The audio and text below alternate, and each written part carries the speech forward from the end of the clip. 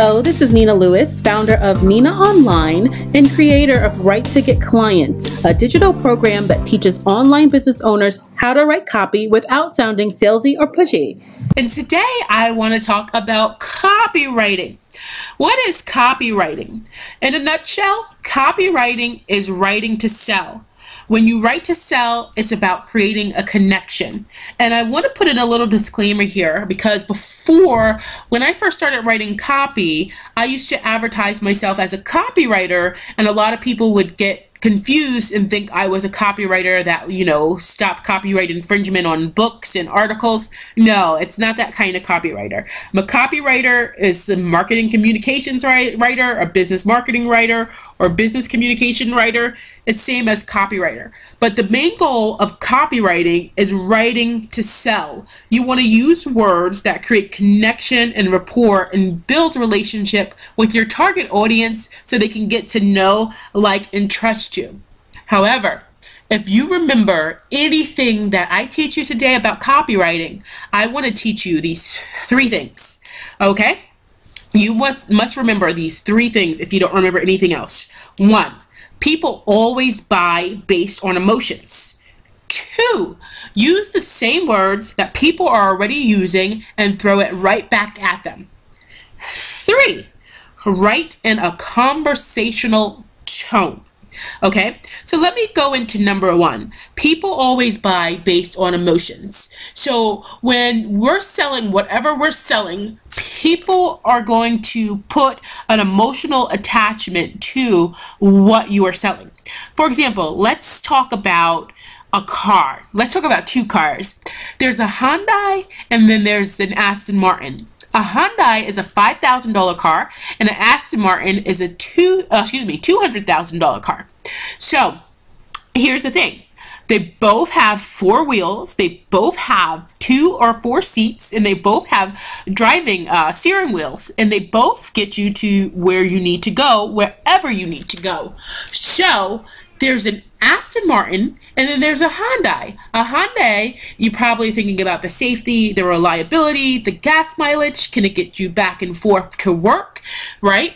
So when you're buying an Aston Martin, when you're thinking of the Aston Martin, you're probably thinking about the prestige, the accomplishment that you're accomplished. You're probably thinking about luxury, pride, I don't know, attraction. You're thinking a lot of things. Like, if I have this car, people are going to think, the Aston Martin I'm talking about, it's going to make me feel, let me rephrase that, it's going to make me feel powerful. It's going to make me feel accomplished. It's going to make me feel attractive. It's going to make me feel prideful. It's going to make me feel, disciplined and determined. These are the emotions that I'm feeling. It's going to make me feel great and happy, joyful, right?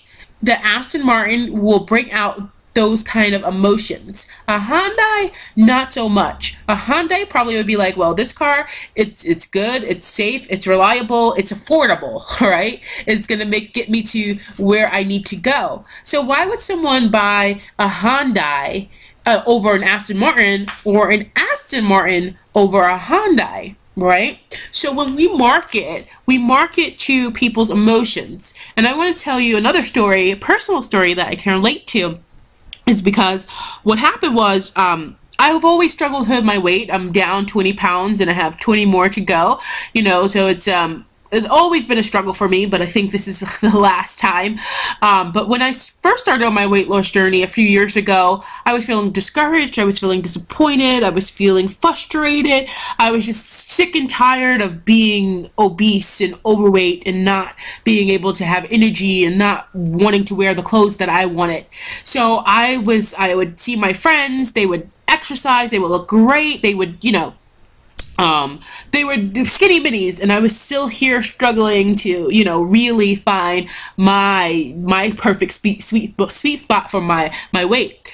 So at that point, I was just fed up, and I was like, you know what? I'm tired of this. I'm doing all this on my own. I lost a lot of weight on my own, but I still want to be toned. I still want to look good, and I still want to, get this weight off. So that inspired me to actually hire a personal trainer, because I knew a personal trainer would help me get the results faster. Could I have done it on my own? Yes, and I did. But I was so frustrated and I was so tired, and I was like, well, personal trainer has more secrets and strategies that I don't know. So let me have him come in and incorporate the strategies in my for my weight loss. But the thing was, I solely purchased a personal trainer based on the emotions that I was feeling, because I could have easily just kept going to the gym, kept doing what I was doing, you know, and been stagnant and got slow weight loss, but I wanted fast and quick results, and my emotions were getting the best of me, and that's why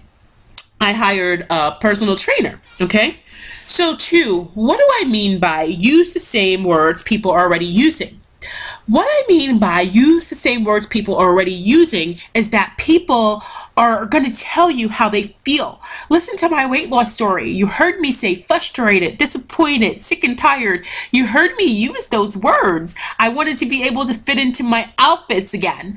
So what you can do is find out where your target market is hanging out and find out what they are saying, and just go to the forum. You can go to forums, you can go to social media, and you can really get an idea of what your target audience is having trouble with.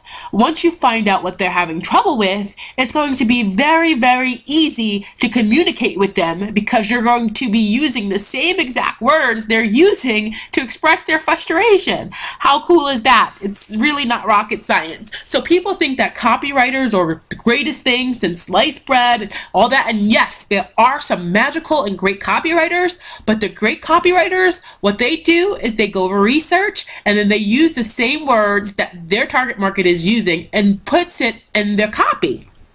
So remember that. And then number 3, write in a conversational tone. And I know that you've probably seen a lot of these gurus and online marketing experts and gurus and whatever they call themselves right now, slapping up copy and trying to put you in a trance and trying to be hypnotic and putting all that red lipstick and marketing hoopla up, you know, and it's at the point where we're getting smarter. Consumers are getting smarter, and they're not buying into the hype.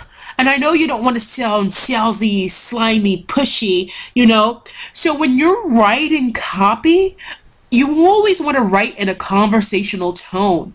Write like you're talking to your friend. You know, don't try to be saying all this jargon and mumbo jumbo and having all these big words. Write like you're talking to a friend, or write like you're talking to your client. You know, so I always say keep it in a conversational tone. Keep it fun, keep it witty, keep it light, and it's just like, and I can show you better than I can tell you, but we need to stop trying to be like salesy, pushy, slimy, because it turns off your customers and it's not authentic. You want to come from a place of service, and you want to come from your heart. For example, look at me. I'm doing this, and this is all, well, this is a teaching course, but even in my copy that you see that you got here, you'll notice that I'm using the words that you use because I did research, you know, and I'm talking to you like I'm a person, and I'm not talking to you like, oh, I'm going to put you in a trance, and if you don't buy my stuff, you need to buy it now, and you're going to forget it and be stuck forever. No, it doesn't work like that. So when you're writing, always write in a conversational tone, and I can show you how to do that in other courses. Okay, so the next one is basically, what will you use copywriting for? Copywriting, common uses of copywriting, you'll be using them for sales letters, direct mail postcards, email newsletters, brochures, but nobody really uses brochures anymore, websites, opt-in pages, press releases, magazine advertisements, and if you're marketing online, you're probably most likely going to worry about sales letters, opt-in pages, web copy, email, and direct mail. Those are the only few things that you're probably going to have to worry about.